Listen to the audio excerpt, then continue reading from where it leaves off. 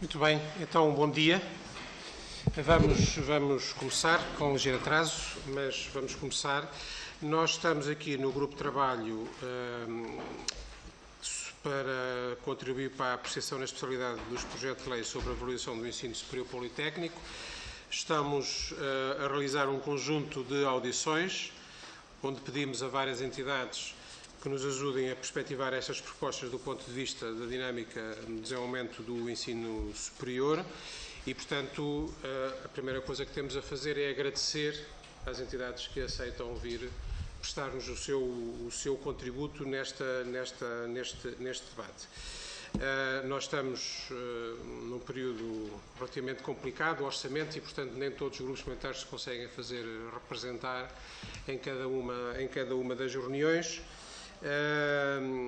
E isso está explicado por cada um dos outros membros do grupo de trabalho que eventualmente não esteja.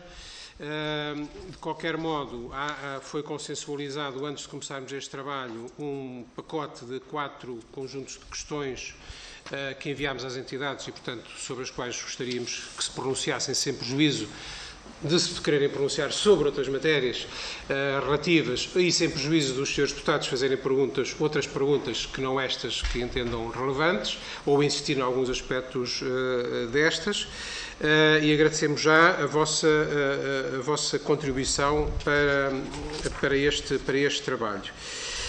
Nós hoje vamos ouvir, e isto é tudo para ficar registado, porque nós todos já sabemos isto, hoje vamos ouvir a A3ES, portanto a Agência de Avaliação e Acreditação do Ensino Superior, e vamos ouvir a FCT, a Fundação para a Ciência e Tecnologia, no seguinte modelo: cada uma das entidades, por esta ordem que eu disse, uma intervenção inicial de mais ou menos 10 minutos, depois uma intervenção de cada grupo parlamentar que esteja na reunião de 5 minutos, e aqui não é mais ou menos, é mesmo 5 minutos, a tolerância é só para os convidados. E depois intervenções iniciais de 10 minutos outra vez para a A3ES e para a FCT. Temos depois umas questões de funcionamento do grupo de trabalho, mas eu deixo para o fim, para não estarmos agora a amassar os nossos convidados com essas questões e, portanto, sem perda de tempo, eu passava a palavra primeiro à A3ES e depois à FCT por esta ordem. Não sei se vai falar só o chefe da delegação, digamos assim, ou se vai falar mais alguém, mas poderá gerir como entender. Professor João Guerreiro, se nos fizer o favor, a palavra é sua. Muito obrigado. Bom dia a todos e agradeço imenso o convite para estar, enfim, a representação da Agência de Avaliação e Acreditação do Ensino Superior está presente nesta audiência e, portanto, tentar, tanto quanto possível, colocar as nossas posições relativamente a isso. Nesta intervenção inicial falarei só eu, depois, enfim, em função das perguntas, pedirei aos meus colegas também para intervir. Eu gostava de...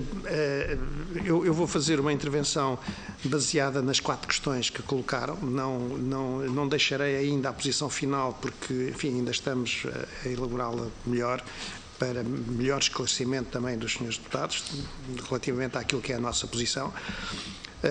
Eu gostava de, antes de iniciar, dizer que nós pautamos por 2 questões essenciais. Uma delas é a garantia de diversidade do sistema de ensino superior e, portanto, nas nossas iniciativas de avaliação e, portanto, e depois da acreditação, não só de cursos, de ciclos de estudo, como também de instituições, é conhecido, enfim, através da documentação que nós temos publicado, que valorizamos a questão da diversidade e, portanto, isso é fundamental.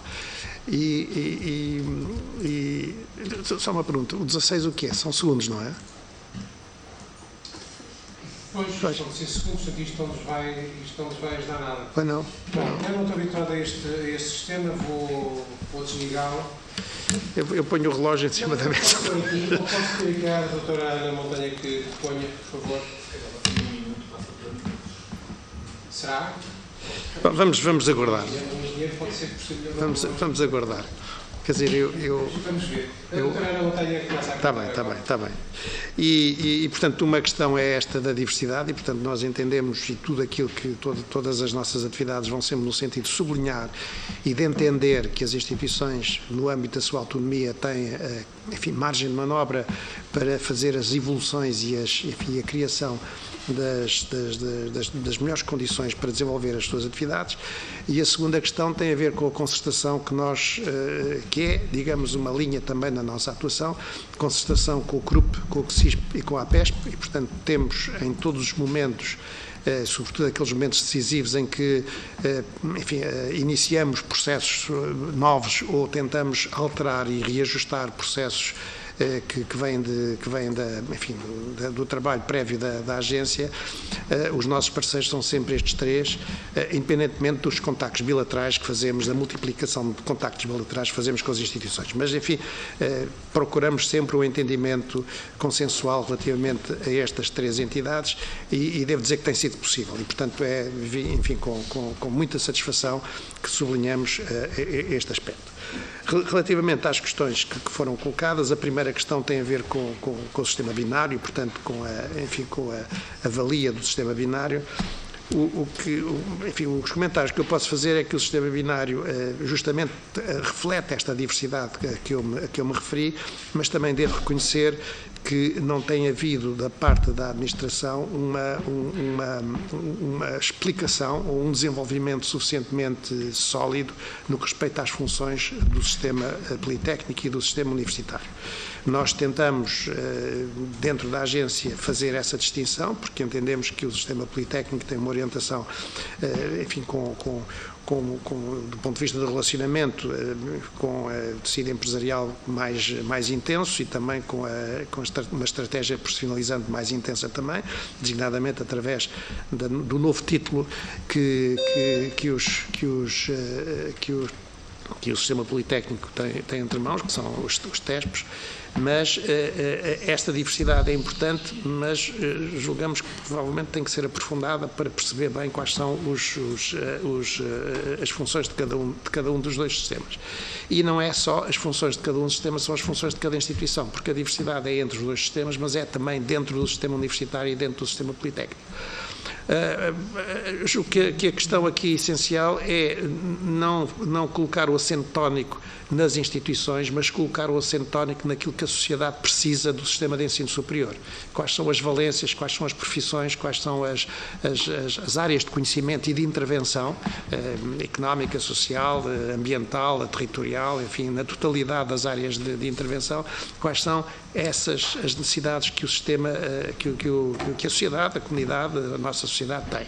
E, portanto, isso é, julgo, mais importante do que discutir se há conflitos de interesses, porque as instituições estão cá, enfim, o sistema de ensino superior, não só a componente pública como a componente privada, que tem interesse público, ela só funciona porque há declarações de interesse público da parte governamental e, portanto, o fundamental é perceber se esta diversidade de outputs, essa diversidade de formações que são concedidas pelo sistema de ensino superior no seu conjunto, satisfazem ou não, estão de acordo ou não com aquilo que são as necessidades da comunidade. E, portanto, esse aspecto parece-me central. E, portanto,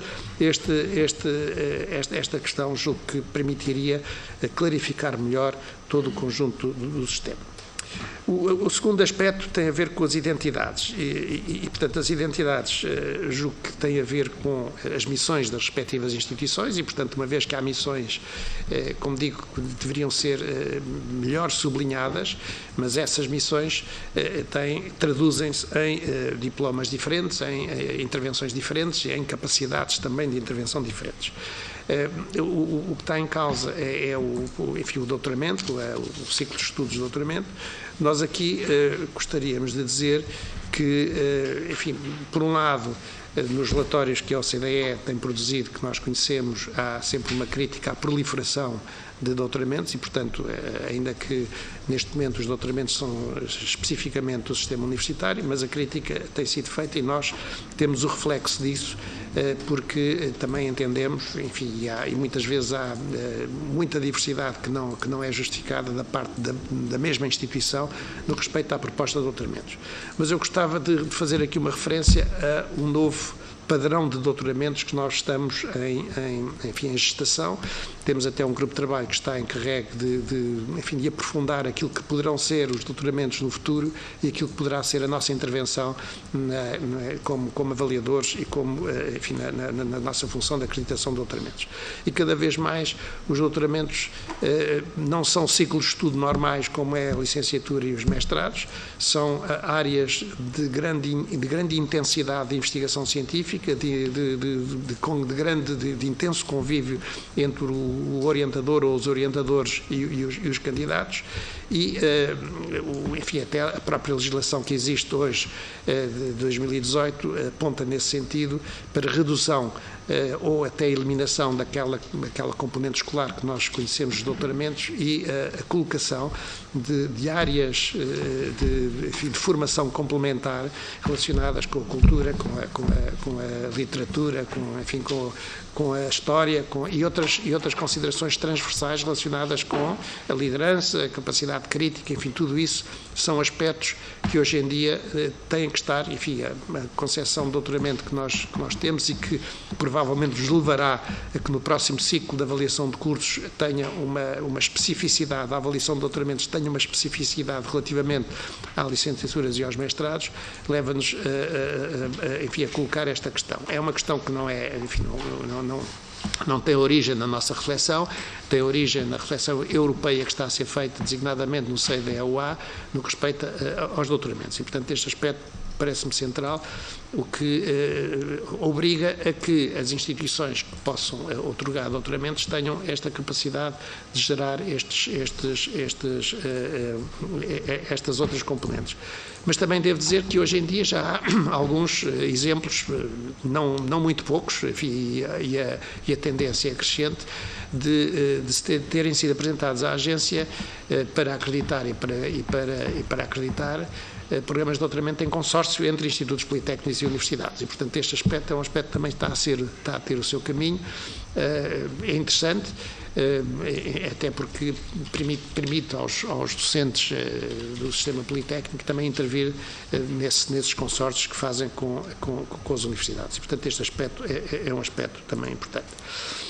A terceira questão que colocam tem a ver com a designação. Se a designação é importante ou é digamos, fraturante, digamos, dentro desta análise que estamos a fazer. Quer dizer, todos nós conhecemos instituições em vários países, Estados Unidos, França, Itália, Alemanha, de instituições que desenvolvem atividades intensas de investigação científica e que outorgam doutoramentos e que não têm a designação de universidades nas suas designações.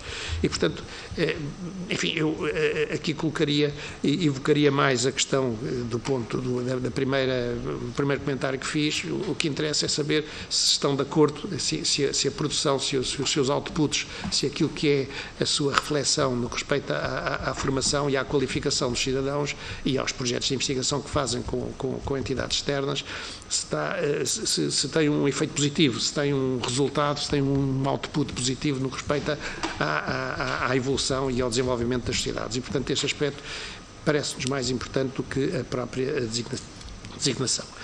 É certo que nós no meio académico temos um espírito muito criativo no que respeita a designações e, portanto, vamos inventando algumas licenciaturas com designações que tentam atrair públicos que, eventualmente, pela designação podem ser chamados a escolher esses mesmos ciclos de estudo. Mas, quer dizer, eu julgo que é um problema secundário, porque o problema essencial é exatamente aquilo que é o output destas instituições. No que respeita, no que respeita à designação, queria chamar a atenção que o programa Erasmus lançou há cerca de 3 anos o programa de universidades europeias, que é um programa interessantíssimo no sentido de definir consórcios entre instituições de ensino superior europeias.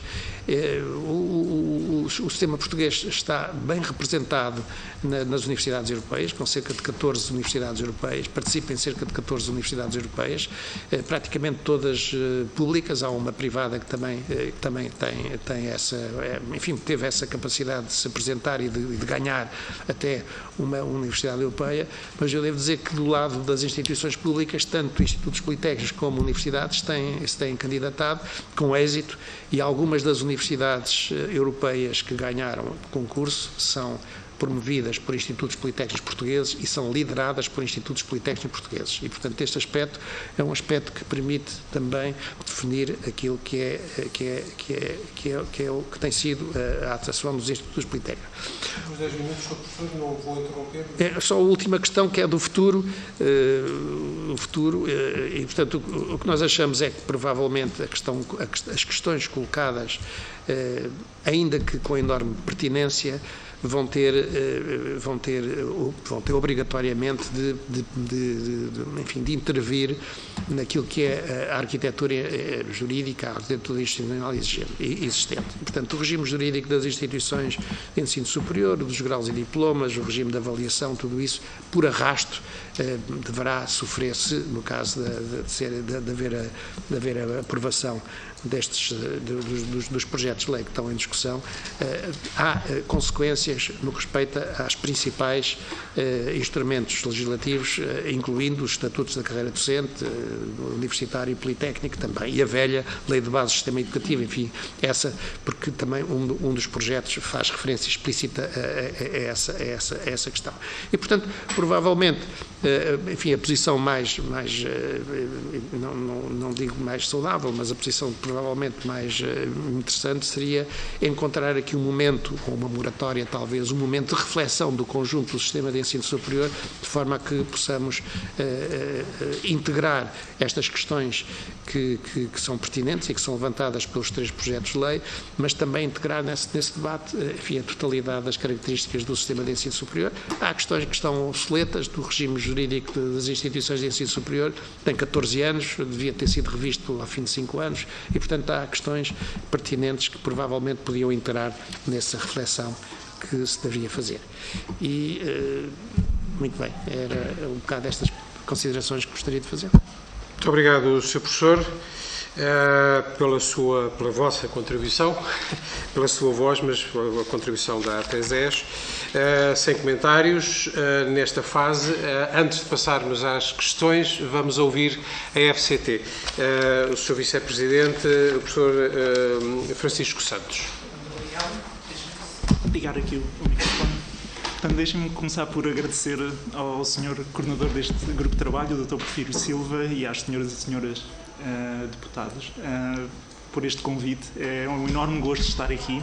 Permitem-me começar também por apresentar os cumprimentos de todo o Conselho Diretivo da FCT, que entrou em funções no passado mês de julho, e, portanto, em representação deste Conselho Diretivo estou eu e está o Dr. António Bob Santos, a Presidente da FCT, a Professora Madalena Alves, e a nossa colega, a Professora Amélia Polónia, estão neste momento no estrangeiro, mas apresentam também os seus cumprimentos. Portanto, aqui, desta pequena intervenção, eu tentarei responder às questões levantadas mais do ponto de vista da missão da FCT e da investigação. Ou seja, não tentarei... Portanto, a missão é ligeiramente diferente e, portanto, eu tentarei dar uma perspectiva complementar ao que os colegas já deram e ao que os colegas da sessão de ontem ofereceram.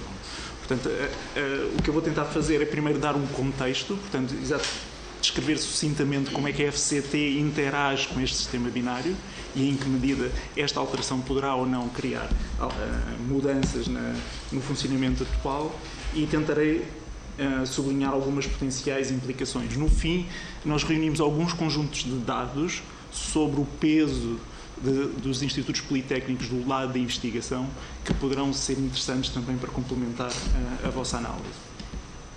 Portanto, para contextualizar, a FCT prossegue a sua missão através de vários instrumentos de financiamento, avaliamos unidades de investigação, atribuímos contratos de investigadores de doutorados, bolsas de doutoramento, apoio a consórcios internacionais e entre outros instrumentos. Mas quando nós falamos em investigação em Portugal, nós temos dois sistemas com uma interseção que nem sempre é total. Temos o sistema do lado do ensino, as universidades e os politécnicos, e temos do outro lado as unidades de investigação, os centros de investigação que criam ou têm a missão de criar novo conhecimento. A interseção não é perfeita, ou seja, temos investigadores de institutos politécnicos a desempenhar as suas funções de investigação em unidades de investigação de universidades e vice-versa. Portanto, quando nós falamos da investigação dos politécnicos ou quando falamos da interação da FCT com os institutos politécnicos, é sempre feita não através das universidades que atribuem grau, mas através das unidades de investigação, havendo uma interseção que não é perfeita. Portanto, a FCT interage apenas com este segundo setor do ecossistema do ensino e da investigação. Portanto, a ecologia, se quisermos, associada ao número e tipo de unidades de investigação é em larga medida completamente auto-organizada, ou seja, evolui com a ciência, respondendo de forma completamente autónoma aos desafios da ciência, mas também aos incentivos de financiamento que a ciência tem. Portanto, isto é um ponto importante que eu gostaria de sublinhar, que a FCT interage apenas com o lado das unidades de investigação. E, portanto, com este contexto, podemos agora, talvez, deixar algumas notas sobre o impacto da alteração, por exemplo, da nomenclatura e das instituições que atribuem grau. Portanto, do ponto de vista de nomenclatura das instituições, aos olhos da FCT, isto não inclui qualquer mudança no paradigma atual. Portanto, até hoje, a FCT não fez qualquer distinção entre investigadores de unidades de investigação politécnicos ou universidades. Independentemente da tipologia da instituição de origem, todos os investigadores têm acesso aos mesmos instrumentos de financiamento e são avaliados exatamente da mesma forma.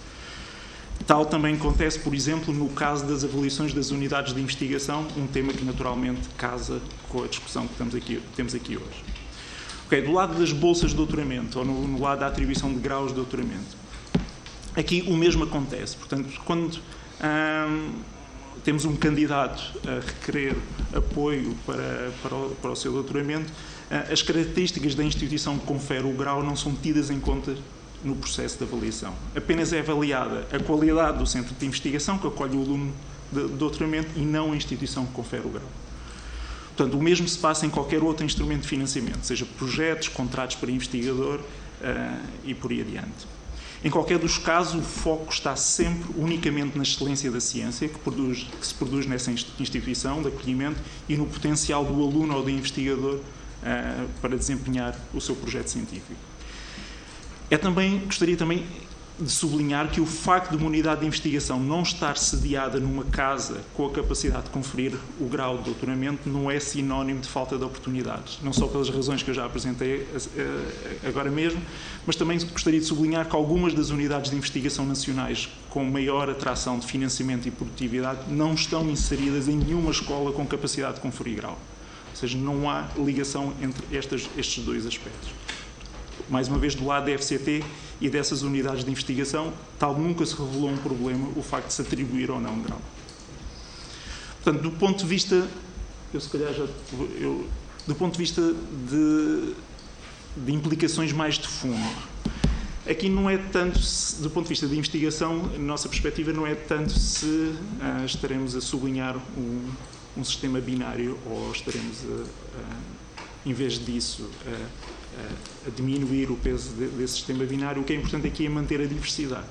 Ou seja, o que é importante na investigação é que tenhamos diferentes perfis por várias razões. Portanto, a diversidade é naturalmente importante ao nível da formação, mas também é importante ao nível da investigação no sentido que é importante manter um core de investigadores na área de investigação fundamental, mas também no lado da investigação mais aplicada, na inovação e na ligação ao meio. Portanto, além disso, é importante também ter em conta que algumas áreas de hoje, e no contexto de candidaturas de maior dimensão, é muitas vezes benéfico criar projetos quase transversais ao nível de prontidão tecnológica, ou seja, ter no mesmo projeto colaborações entre instituições especializadas na ligação ao meio, mais aplicadas, e ter, ao mesmo tempo, investigação fundamental no mesmo consórcio. Portanto, isso é algo que, hoje em dia, esta separação entre ciências fundamentais e aplicadas sempre teve regiões cinzentas, mas hoje em dia essa região cinzenta não só alargou, mas como é uma oportunidade de financiamento, ou seja, jogar nessa zona cinzenta traz benefícios. Portanto, com este paradigma em mente, não garantir essa diversidade significa falhar algum destes elementos, destas missões, perdendo a economia naturalmente, mas também os cientistas como um todo, pois perderiam oportunidades de financiamento a nível nacional e a nível europeu. O sistema binário que possuímos é uma forma de conseguir essa diversidade de perfis, sem dúvida, portanto, será por essa razão isso poderia ser uma boa razão para acarinhar. Outras arquiteturas existirão para o mesmo fim, resta-nos perceber qual é a configuração mais indicada para Portugal, dadas as condições iniciais que possuímos. Portanto, e isso é um ponto que me parece ter em conta, é importante ter em conta. Outro elemento é que, num contexto, aqui eu serei breve, mas num contexto onde nós passamos para 30 instituições ou 30 universidades com um perfil transversal em todas as áreas do saber, é natural que haja um incremento ao nível da procura de financiamento para a investigação. E isso esse aumento da procura, mesmo se considerarmos que o orçamento para a ciência cresça proporcionalmente ao número de instituições ou unidades de investigação, é algo que poderá traduzir-se em diferentes distribuições de financiamento pelas unidades de investigação. Aqui há vários modelos, podemos caminhar para uma distribuição igualitária ou não. Mas traz vantagens e desvantagens, mas é importante ter em conta que teremos de ter sempre uma massa crítica em algumas áreas de investigação, porque caso contrário seria impossível competir extra-fronteiras, para além fronteiras, e portanto esse aspecto é importante. Por fim, deixa-me, se ainda tiver tempo, há aqui alguns dados que poderão ser úteis para avaliar a configuração atual do sistema, deste sistema binário à luz das bases de dados da FCT e, portanto, nesse sentido, nós reunimos alguns dados sobre o peso da investigação desenvolvida em institutos politécnicos no tecido de investigação nacional, em particular no âmbito da FCT. Portanto, do ponto de vista de unidades de investigação, neste momento tivemos 348 unidades de investigação a requerer financiamento. Destas 312, destas 348, 312 foram avaliadas como bom, muito bom ou excelente, ficando elegíveis para receber financiamento. Destas 312 instituições, 26 unidades, correspondendo a cerca de 8% do tecido de unidades financiadas, são lideradas por institutos politécnicos. Destas 26, 3 são classificadas como excelente, 5 como muito bom. Portanto, temos aqui, se quisermos ver o bolo completo, portanto, todas as unidades de investigação, teremos que 74% das unidades de investigação financiadas pela FCT são classificadas como excelente ou muito bom. Se considerarmos apenas o universo das instituições sediadas em institutos politécnicos, este valor será de 30%. Do ponto de vista de bolsas de doutoramento, mais uma vez, a FCT não distingue unidades de investigação que acolhem alunos de doutoramento, seja em politécnicos ou universidades.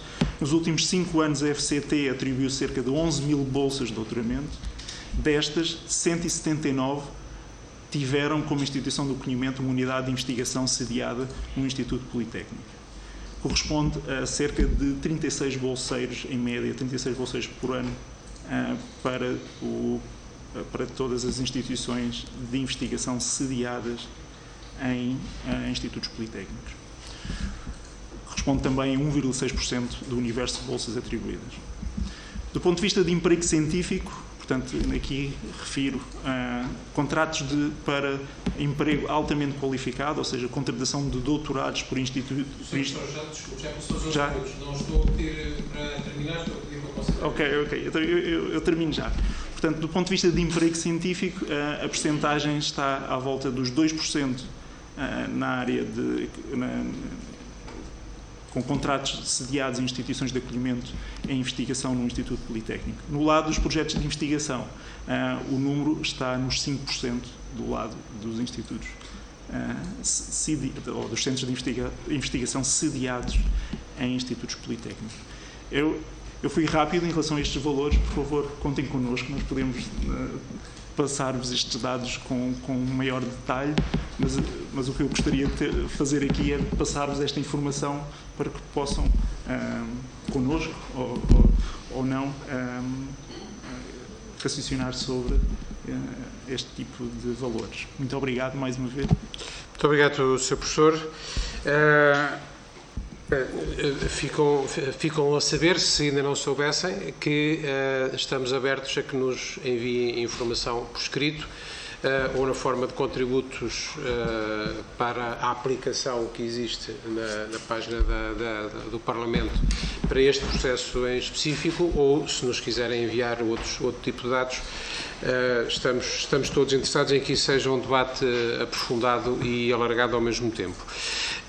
Eu agora ia pedir aos representantes dos parlamentares que estão presentes que façam de seguida as suas intervenções, que normalmente contêm também questões, às duas instituições que ouvimos hoje, e depois deixaremos outra vez aos nossos convidados a possibilidade de responderem a essas questões ou outras que, entretanto, tenham surgido na análise. O Sr. Deputado Tiago Estevão Martins, pelo Grupo Parlamentar do Partido Socialista, por favor. Muito obrigado, Sr. Coordenador, Srs. Representantes da A3ES, da FCT. Eu queria, obviamente, agradecer as exposições que foram feitas, foram muito construtivas e que, aliás, acrescentam muito àquela que tem sido a nossa discussão e as audições que ontem tivemos. E eu gostaria também, por economia de tempo, de colocar algumas questões concretas face a algumas das questões que aqui foram trazidas. E eu ia começar ao contrário, ia começar pela FCT. Porque, de facto, ontem foi aflorada a expressão da capacidade de investigação dos institutos politécnicos, da sua academização, também foi falada da questão da profissionalização das universidades, um tema que, aliás, tem sido bastante debatido em bibliografia diversa, e a questão que eu gostava de colocar é, atendendo aos dados que aqui nos trouxe sobre o número de unidades sediadas em institutos politécnicos com muito bom e excelente, ou seja, destas 3 com excelente e das 5 com muito bom, qual é a dispersão geográfica e quais são as áreas em que estão inseridas. A segunda questão tem a ver com a evolução do corpo docente de investigação nos institutos politécnicos, se têm dados que considerem relevantes apresentar aqui e se retiram daí alguma leitura também que queiram trazer para a discussão. E uma terceira questão, porventura mais difícil e até bastante simplificadora por economia de tempo, mas também onde me pareceu que a intervenção da FCT foi um bocadinho mais críptica, se me é permitido assumi-lo.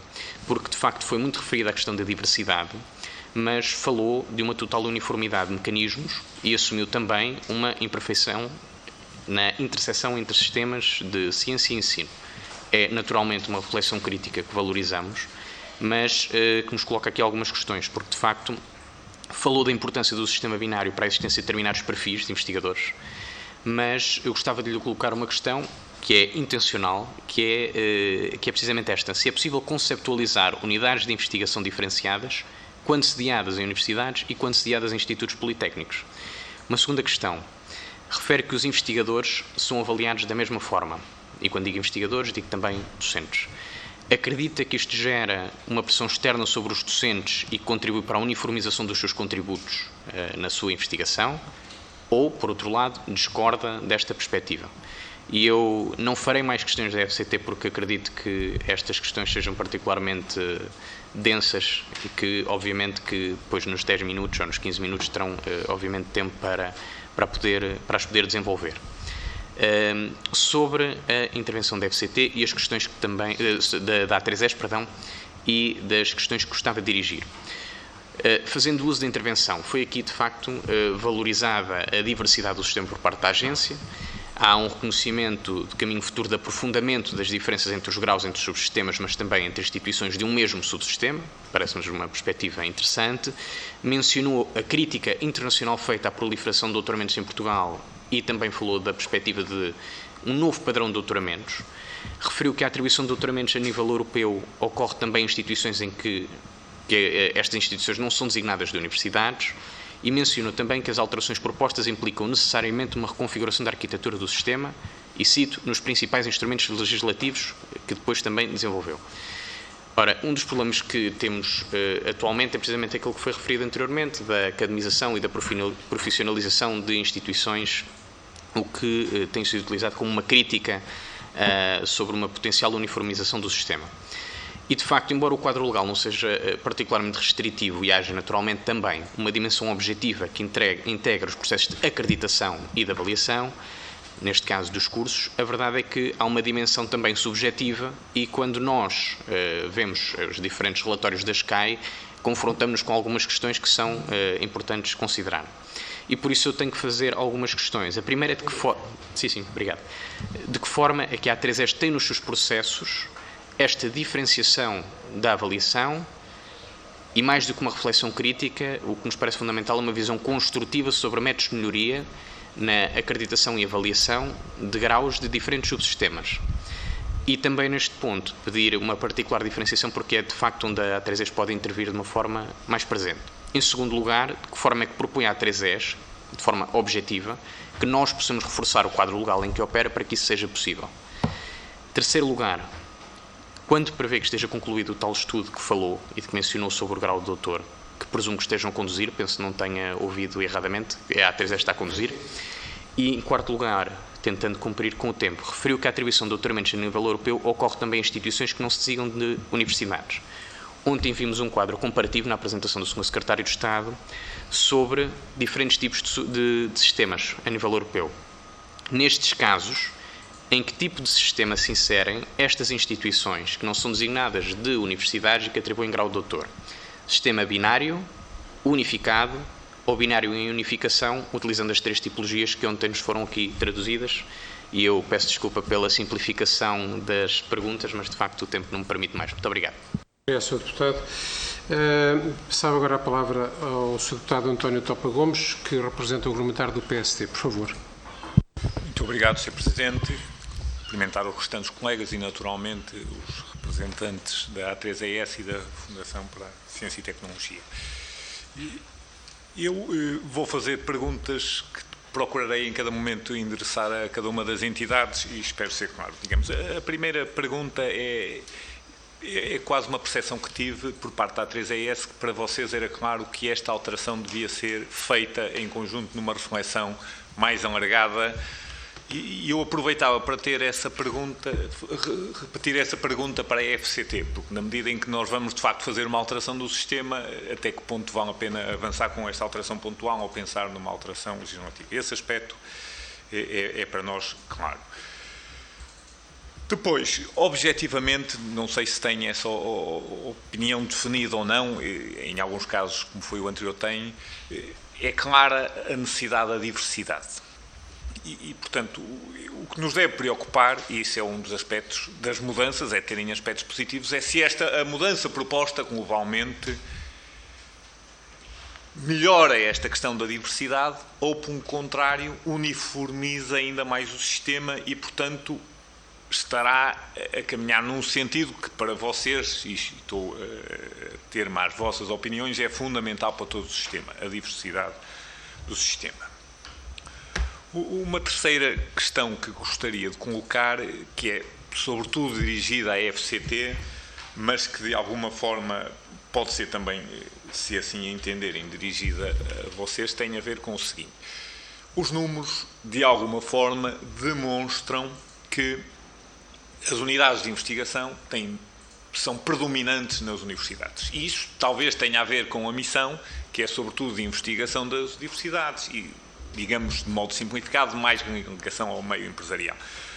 Mas a pergunta é a pergunta da galinha e do ovo, ou seja, é assim porque as universidades, os politécnicos não podem dar doutoramento, ou é assim porque teria que ser assim, é benéfico que os politécnicos tenham mais ligação à indústria, ao meio local, e, portanto, isto de alguma forma, o sistema e a impossibilidade de poderem dar doutoramentos não contribui para exacerbar esta diferença, sim ou não. Isto é um aspecto. Isto podia ser um lado positivo de quem vê os politécnicos, mas também devíamos pensar no outro lado, ou seja, há uma missão nos politécnicos de ligação à indústria e não há o risco de, com esta mudança, eles perderem a sua missão e se transformarem eles próprios em universidade e perdermos esta componente social importante que é, como dizia o Sr. Presidente da A3ES, focarmos mais na sociedade e não nas instituições em si mesmo. Isso creio que é um aspecto muito importante para o debate. Isto, eu repeti até uma pergunta do colega do PS, que tem a ver com o seguinte: isto é importante pensarmos na diversidade do sistema, mas o nosso sistema também sempre teve uma preocupação muito grande associada à coesão territorial.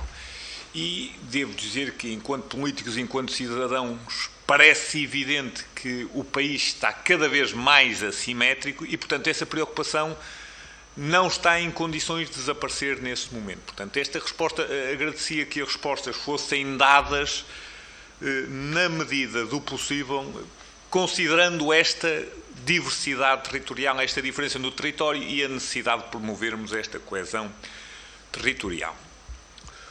Uma última pergunta que dirigia às duas entidades tem a ver com o seguinte: aparentemente temos excesso de programas doutorais e, portanto, o caminho aí seria para criarmos ainda mais excesso de programas doutorais.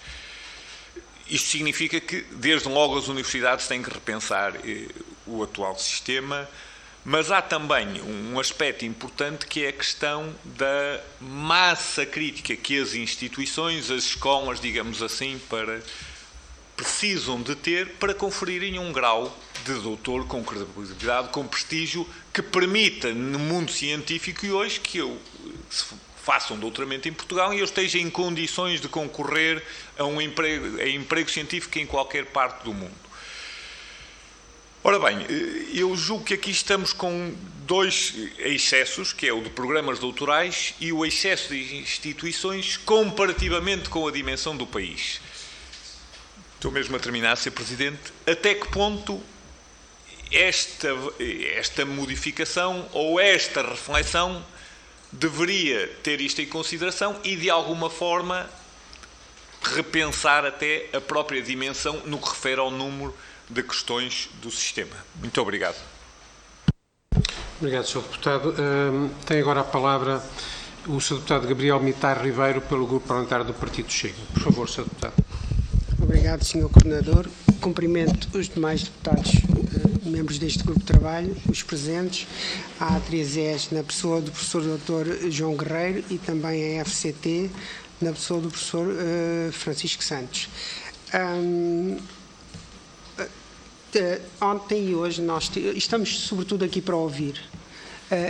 E ontem e hoje, e eu insisto no que referi ontem, este pode ser um momento histórico importante de nós repensarmos o ensino superior no seu conjunto, porque sabemos que está em crise, uma crise que me parece indisfarçável. E a tónica tem sido feita uma incidência muito forte na diversidade. Portanto, praticamente, as apresentações que foram feitas, as reflexões feitas apontaram nesse sentido. E, de vez em quando, nós temos que fazer um bocado de advogados do diabo. Portanto, quando há muita tónica na diversidade, nós procuramos compensar em qualquer coisa que é comum. Na intervenção anterior do Sr. Deputado António Topa Gomes, ele falou na questão da importância da coesão territorial. E eu queria colocar a tónica da compensação da diversidade na questão, uma questão em que eu insisto, que é a questão epistemológica. Isto é, se nós estamos a falar de ciência, que é aquilo que une o conhecimento científico diferente do senso comum, temos que ir à procura do que é que une esse conhecimento para ele ser científico. O que me parece é que, e a questão fica para as duas identidades, esta é que tem havido algum desinvestimento, sobretudo nas décadas recentes, nesta questão epistemológica, isto é, num saber mais conceptual, mais analítico, e em compensação nós temos apostado muito num saber descritivo. Eu entrei no ensino superior em 86 e havia muitos debates sobre o que é a ciência, o que é que ela significa, o que é que nos une, o que é o sentido da universidade. Isso parece que se apagou um pouco e creio que este momento da aproximação entre os politécnicos e as universidades, independentemente do que isto resulte, é um momento de regressar um pouco à relevância do debate epistemológico, do sentido da ciência enquanto ponto de união do ensino superior e até da ultrapassagem da crise. Esse é um aspecto.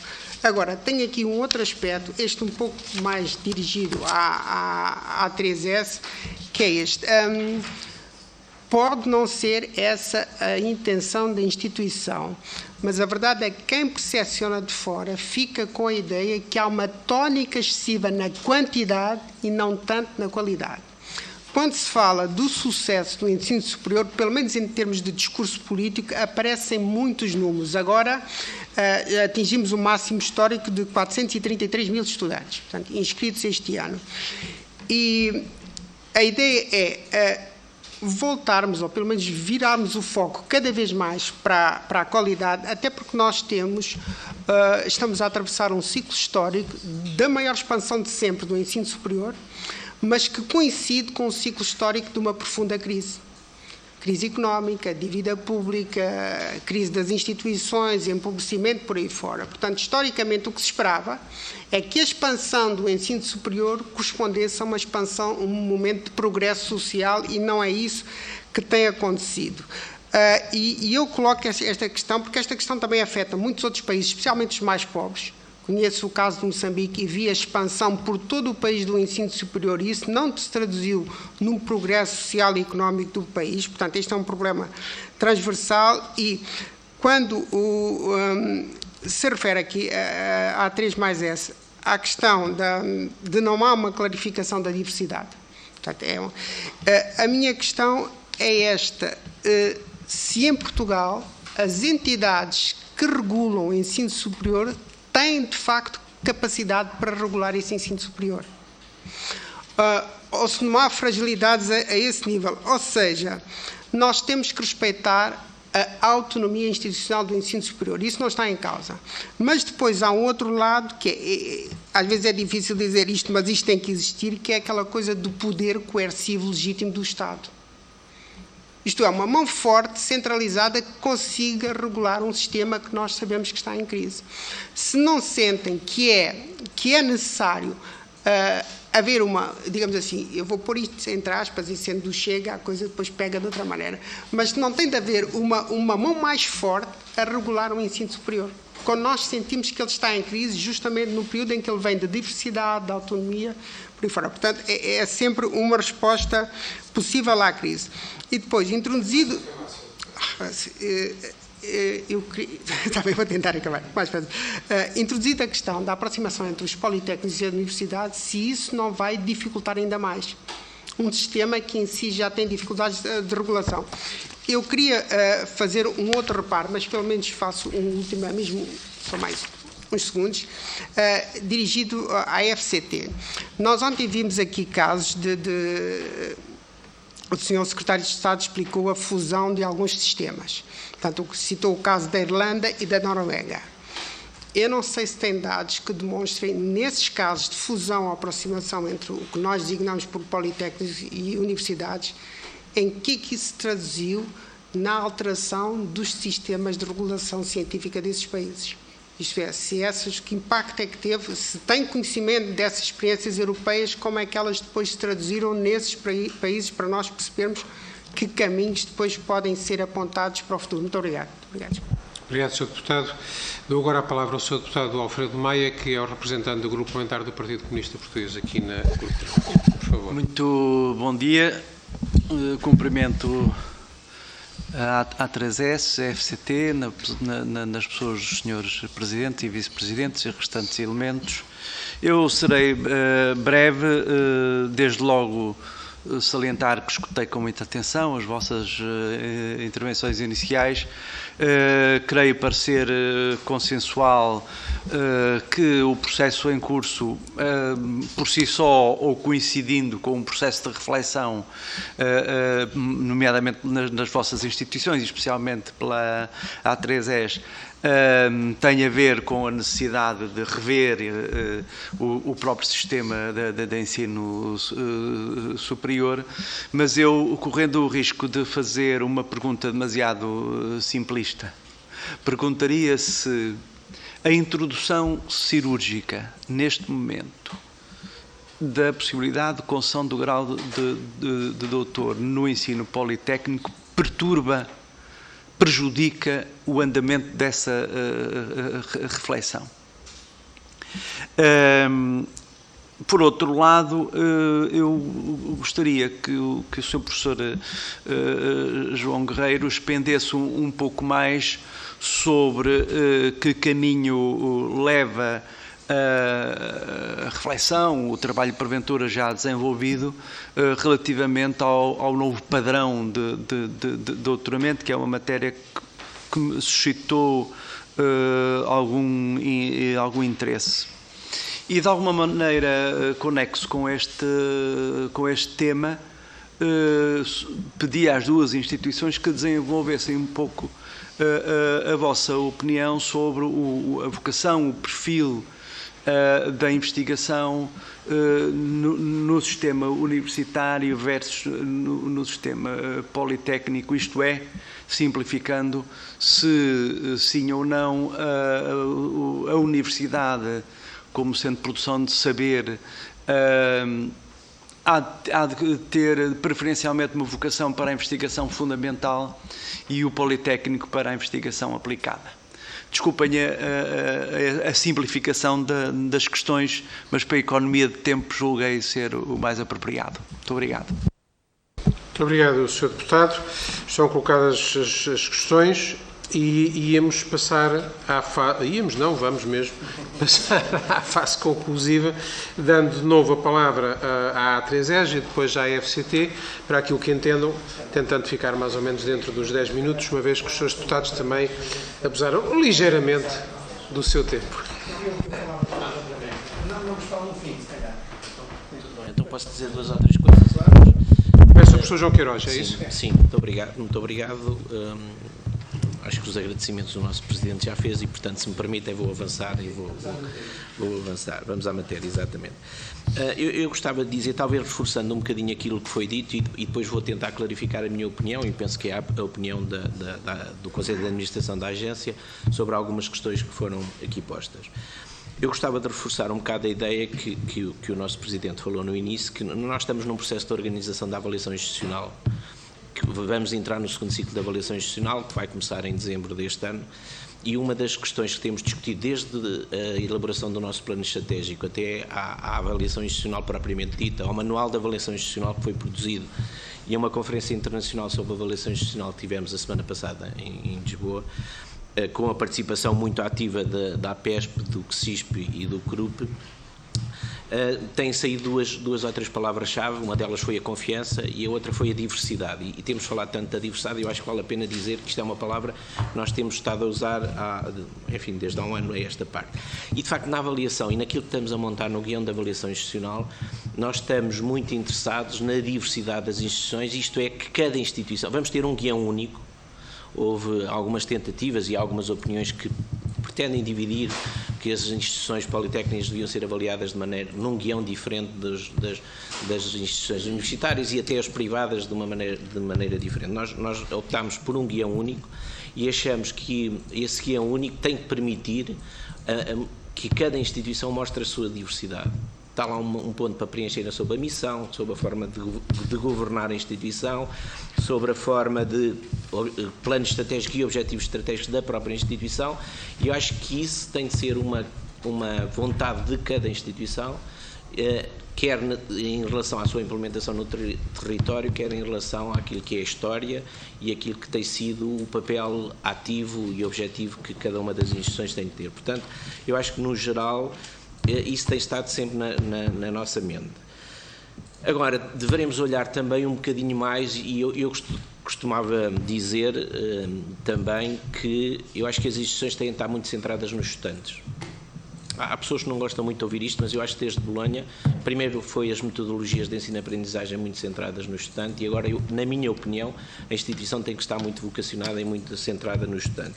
E eu acho que, portanto, temos que olhar para as expectativas dos estudantes que vão entrar no ensino superior e o que é que eles querem encontrar em termos de ensino superior, um ensino mais profissionalizante, mais académico, seja o que for, e eu acho que isso é importante, e também as necessidades da sociedade. E a implementação e a coesão territorial vem também um bocadinho da missão e da necessidade que a sociedade à sua volta e enfim, os nichos com que interagem têm para esses sistemas. Portanto, é claro que a diversidade é diferente da uniformização do sistema e, portanto, nós achamos que a uniformização seria altamente prejudicial.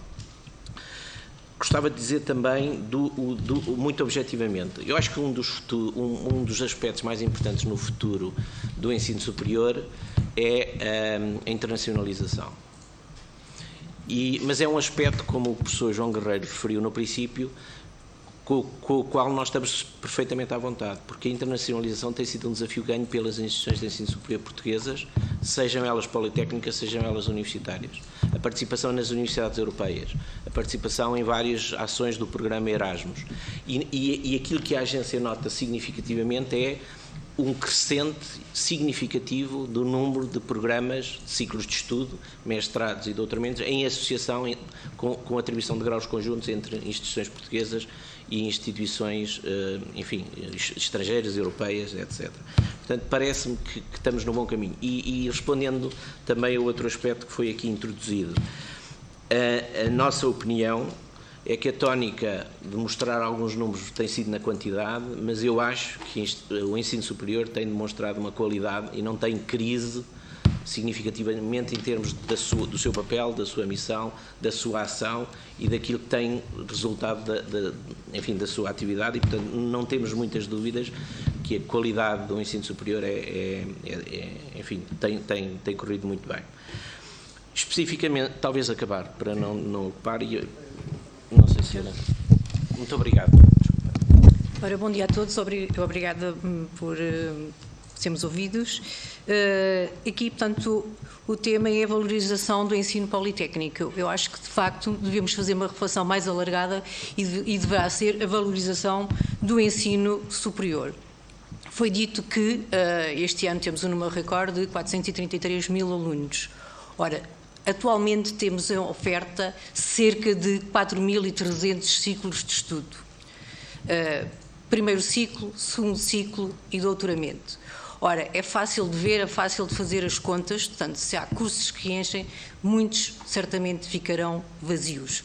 O ensino superior, portanto, está a serviço da sociedade. Portanto, devemos sim fazer o levantamento, o que é preciso e a diversidade, como digamos, é a tónica do plano de atividades deste Conselho de Administração, tem que ser visto não só a nível da diversidade do subsistema ensino politécnico, ensino universitário, mas sim também a nível da parte geográfica, o que é que cada um precisa. Portanto, é preciso, digamos, não é tanto regulamentar o ensino superior, mas sim ver as necessidades dos mesmos.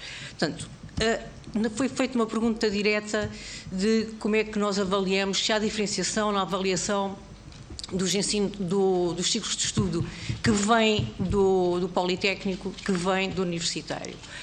Há diferenças, portanto, a qualidade, os padrões de qualidade têm de ser os mesmos, mas depois é visto, digamos, o objetivo. O corpo docente do ensino, do corpo docente politécnico tem melhorado significativamente nestes últimos anos. O próprio regime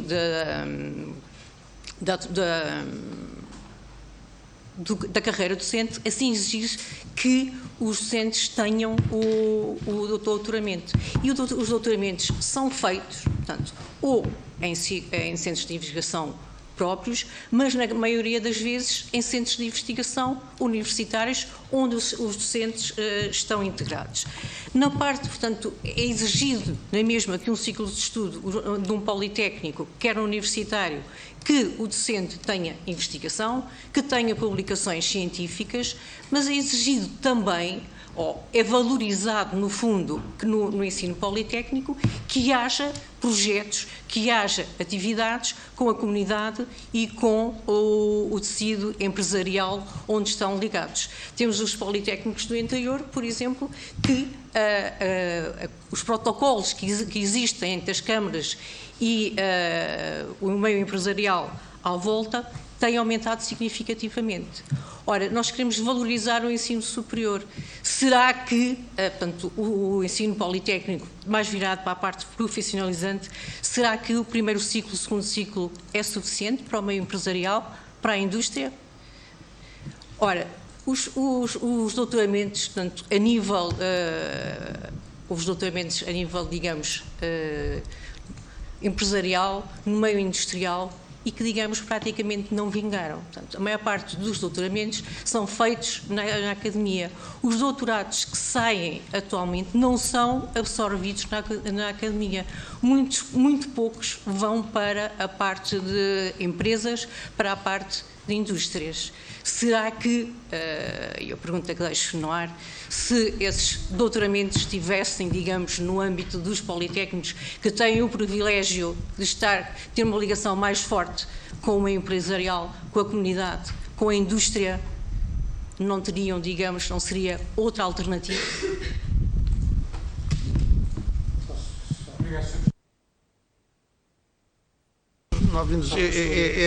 Quer dizer, a minha questão que eu gostava de desenvolver um pouco mais tem a ver com os doutoramentos e, portanto, nós realmente temos aqui duas opções que assumimos, o Conselho de Administração assumiu de início, que é aprofundarmos as questões relacionadas com a inovação pedagógica que estamos a fazer este ano e com os doutoramentos que iremos fazer em 2023. Portanto, enfim, a pergunta, quando é que poderemos ter, eventualmente, algumas conclusões em 2023.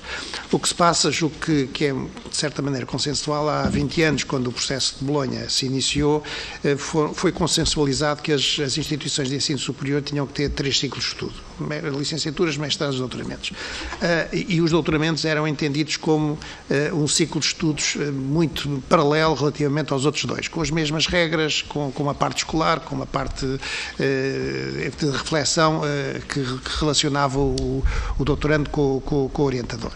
O que se passou, o que se está a passar nas universidades e nas instituições de ensino superior é que a abertura das instituições ao mundo, a abertura aos problemas societais, aos desafios societais, leva a que grande parte dos doutorados que saem das instituições não são absorvidos pelas próprias instituições e, portanto, têm uma função de inserção nas empresas, nas associações, nas autarquias, na administração.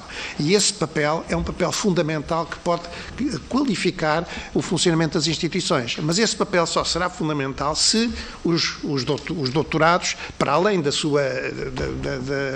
seus conhecimentos setoriais e disciplinares, tiverem outro tipo de formação, outro tipo de percepção do mundo em questão, para se inserirem dessa maneira na sociedade e, portanto, terem o seu papel de intervenção. Daí, a legislação portuguesa, e bem, de 2018, reduz ou tenta reduzir, ou, enfim, a indicação que dá é que tenta reduzir ao máximo aquilo que é a componente escolar dos doutoramentos e fomenta a existência de iniciativas complementares relativamente aos doutoramentos, como referi há pouco, enfim, a geoestratégia, a cultura, a história, enfim, aquilo que for interessante, para além depois de competências transversais que podem também ser desenvolvidas. Hoje em dia, se consultaram com certeza o último relatório da OCDE sobre o problema qual é o efeito que os professores têm na capacidade crítica dos estudantes, verificarão que há instituições que diferenciam enfim, no nosso caso, eu conheço instituições que, quando tentam recrutar diplomados e perante a existência de 2 diplomados, um universitário e um politécnico, escolhem aquele que mais se adapta ao posto de trabalho que desenvolve internamente. E, portanto, e tem a ver não só com a capacidade, podem ser, enfim, com licenciaturas parecidas ou sobrepostas, não tem a ver só com a qualidade, digamos, disciplinar que esteve na origem do respectivo diploma, mas tem a ver com outras características que o diplomado, que o doutorado tem. E, portanto, este aspecto da abertura das instituições ao exterior, da cada vez mais inserção dos doutorados em problemáticas que extravasam aquilo que é especificamente a problemática, enfim, disciplinar, enfim, é um trajeto que as universidades estão a seguir, porque a absorção pelo ensino superior dos doutorados não é possível, não vai ser. Quer dizer, nós temos, a minha colega Helena Avelino referiu que temos 4.300 ciclos futuros e temos 600 doutoramentos em Portugal. E, portanto, quer dizer, a produção destes 600 doutoramentos tem que ter uma inserção na sociedade diferente daquela que teve até agora. E esta nova estrutura dos doutoramentos, este novo paradigma, digamos assim, dos doutoramentos, que, como digo, não é, enfim, nós estamos nessa linha, mas não é a criação nossa, é, enfim, a estrutura europeia, a estrutura europeia, não só, e norte-americana e canadiana, que assim indica, será fundamental. E, portanto, eu queria sublinhar esta questão dos doutoramentos. Muito obrigado. Obrigado, professor João Guerreiro, e terminamos assim a parte da A3S e agora pedia à FCT, não sei se é o professor Francisco Santos que começa ou... Pronto, faça favor. Obrigado pelas perguntas, eu vou tentar tocar em todas. Eu peço já desculpa se não conseguir, porque foram muitas para o lado da FCT. Portanto, em relação à diversidade, à questão da diversidade, eu partilho as dúvidas. É importante termos em conta que esta diversidade refere-se à conjugação de especialistas em investigação fundamental e especialistas em investigação mais aplicada. Quando a FCT assume que não há distinção entre o lado dos institutos politécnicos ou unidades sediadas em institutos politécnicos e universidades, não referimos que, não estou a dizer que tanto estes dois extremos são avaliados da mesma forma. Naturalmente, quem submete um projeto na área de investigação aplicada é avaliado como um painel especialista em investigação aplicada, independentemente da instituição de onde venha. E, portanto, esse é que é o importante. Nós focamos na ciência, não tanto na tipologia de origem de onde as instituições vêm. Sobre o overlap ou a interseção entre o sistema de ensino e de investigação, este é o formato histórico que nós temos em Portugal, com, diria eu, algumas vantagens, porque faz com que o sistema seja mais lesto a adaptar-se a mudanças e necessidades que a ciência traz. Portanto, se a ciência exige o desenvolvimento de uma determinada área, é muito fácil a criação de uma nova unidade de investigação para atacar uma determinada área. Se as agências de financiamento europeias beneficiam um determinado perfil, é fácil as unidades adaptarem-se, indo buscar investigadores independentemente da universidade ou politécnico que exista. Portanto, essa flexibilidade traz-nos vantagem e traz-nos a capacidade de adaptar-nos ao ambiente. Portanto, eu, pessoalmente, e acho que a FCT historicamente sempre adotou esta perspectiva de ver esta característica como uma vantagem. Do ponto de vista da distribuição geográfica, nós podemos dar esses dados, mas posso desde já avançar que os 3 excelentes estão em Bragança e em Leiria, nas áreas do Centro de Investigação em Montanha, mas também da Montanha, mas na área da robótica inteligente. Em Leiria também existe na área de desenvolvimento rápido de produtos. Institutos muito bons temos em Aveiro, Tomar e Porto Alegre. Temos outros, mas áreas de ciências sociais, ambiente, inteligência artificial, portanto é bastante diverso. Deixa-me ver se eu não estou a perder nenhuma. Ok. Portanto, do ponto de vista de massa crítica, este é um ponto crítico, se me permite a piada, porque isso é verdade, tanto ao nível das universidades como ao nível dos institutos de investigação. E essa flexibilidade, que eu ainda agora referi, faz com que haja massa crítica em determinadas áreas de investigação. Ou seja, se nós queremos oferecer doutoramentos em muitas áreas, numa mesma instituição, temos de ter massa crítica. Aí é a parte de formação. Portanto, não há mágica. Se tivermos só 1 ou 2 investigadores numa determinada área, não chega para criar um doutoramento. Mas o mesmo se passa na investigação. Deixe-me falar do lado da investigação que é o lado da FCT. Nós precisamos ter institutos ou unidades de investigação, centros de investigação que tenham massa crítica numa determinada área. E essa flexibilidade permite que investigadores da mesma área que lecionam em instituições diferentes possam unir-se para criar unidades com vários polos, redes e por aí adiante. Portanto, essa massa crítica na investigação é feita corretamente hoje em dia. Do ponto de vista da ligação às instituições não académicas, às empresas. Aqui podemos avançar com dados, não é? Mais uma vez. Portanto, é importante ter em conta que, em termos de ranking de patentes, as universidades estão bem à frente. Em termos de, se formos ver os rankings em relação ao programa PT 2020, que é o que nós temos dados, temos a maior parte dos projetos, ou não a maior parte, mas se fizermos um ranking dos projetos, as instituições que mais atraem verbas que resultam de colaborações diretas com o tecido empresarial, portanto, estão nas universidades. Portanto, aqui as universidades já fazem esse perfil. Nas agendas de PRR, nós não temos dados aqui, mas podemos reunir. A questão do ovo e da galinha que mencionou, eu acho que é um bom ponto. Repare, estes dados que nós estamos aqui a passar têm este sublinhado. Eu tentei sublinhar este ponto. É que há muitos investigadores de institutos politécnicos a reforçar e a contribuir para o sucesso de unidades de investigação que estão nas universidades. A questão é se vai alterar. Porque a questão da massa crítica, que ainda há pouco eu referi, faz com que os investigadores, independentemente de onde estejam, tentem desenvolver a sua investigação no sítio onde essa área de investigação é mais forte, do ponto de vista de colaborações, criar massa crítica de alunos, etc. Portanto, não estou certo que isso possa inverter, a não ser que haja uma decisão das próprias instituições universitárias nesse sentido.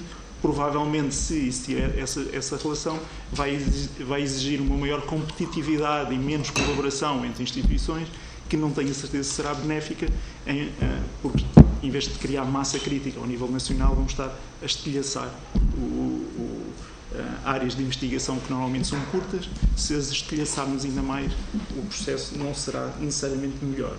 Mas, repare, isto é um sistema complexo, isto é muito difícil de prever. Está bem? Portanto, deixem-me eu sublinhar, nós estamos aqui a dar algum retorno às vossas perguntas, mas o problema é complexo e alterar uma linha, ou alterar um pequeno detalhe, neste contexto pode gerar uma avalanche de consequências que são difíceis de considerar na sua totalidade. E isso eu penso que é importante termos isso em consideração. Naturalmente, há problemas que se podem que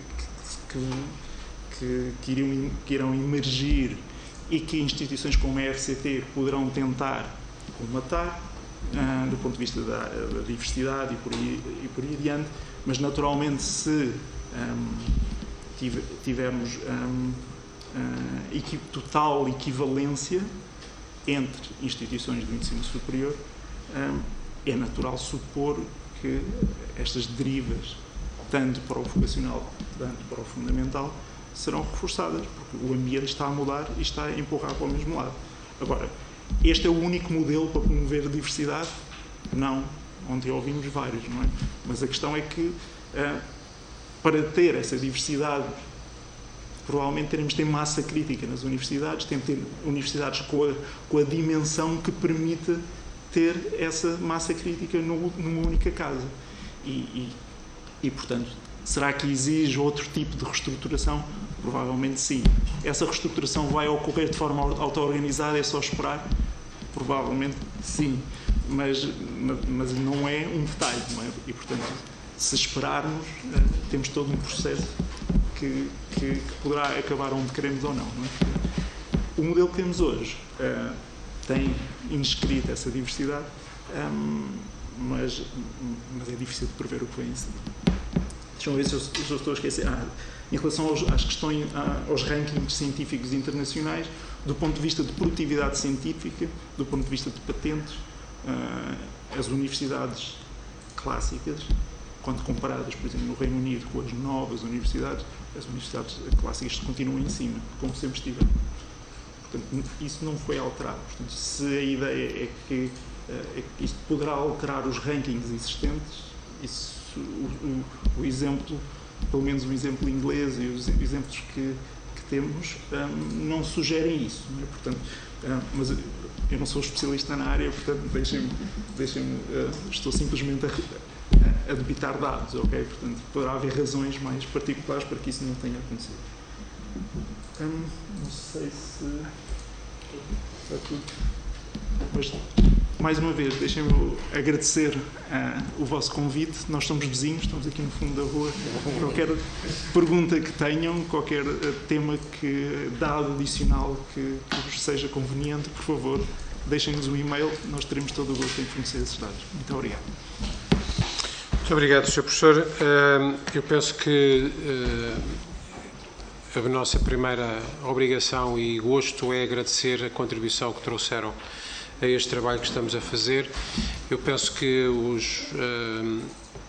que temos podido ouvir e o que temos podido perguntar mostram que a opção deste grupo de trabalho por fazer uma análise global do problema e não apenas as alterações relativas concretas que estão em cima da mesa se tem mostrado acertada, ou seja, nós precisamos de facto pensar a evolução de um sistema complexo onde não sabemos exatamente para ver o que é que acontece se mexermos num parafuso, e temos todos a noção de que isso é uma responsabilidade para quem está nesta casa, e portanto penso que o diálogo que tem sido possível estabelecer com as entidades que têm aqui vindo mostra que essa opção por um debate mais alargado é relevante. Não está, aproveito para informar os meus colegas que foi uma decisão enfim, entre mim e o Presidente da Comissão. O prazo de contributos estava para 31 de outubro, foi alargado ad hoc para 8 de novembro, porque houve entidades que pediram, e portanto nós, se queremos, também temos que nos ajeitar um bocadinho àquilo que as entidades colocam em cima da mesa, e queria chamar a atenção aos meus colegas para o facto de que o calendário que demos todos o acordo mais ou menos de base vai ter provavelmente que ir sendo ajustado, porque nem todas as entidades podem para os dias em que nós pedimos, e vai ter que ser sendo ajustado. O Sr. Deputado estava a pedir a palavra?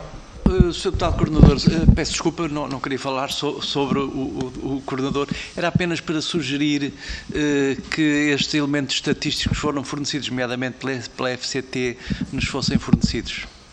Muito obrigado, Sr. Deputado. Acho que o pedido, até fico satisfeito que seja um dos meus colegas a pedir, para não estar eu a ser insistente, mas é óbvio que as reflexões mais estruturais nós percebemos-las na oralidade, mas há algumas coisas que são dados em que nós ficamos sempre mais confortáveis quando podemos olhar para eles e pensar, em vez de estar só a ouvir, porque no ouvir ficamos com a ideia, mas depois às vezes é útil, e portanto estou inteiramente de acordo com a sugestão que o nosso colega Alfredo Maia fez e com o pedido e endereço. Não vos faço perder mais tempo, eu sei que a FCT está perto de casa, mas a A3ES nem por isso, e portanto muito obrigado também pelo esforço de terem estado aqui tão cedo esta manhã, e aos meus colegas também obrigado, e até à próxima. Obrigado.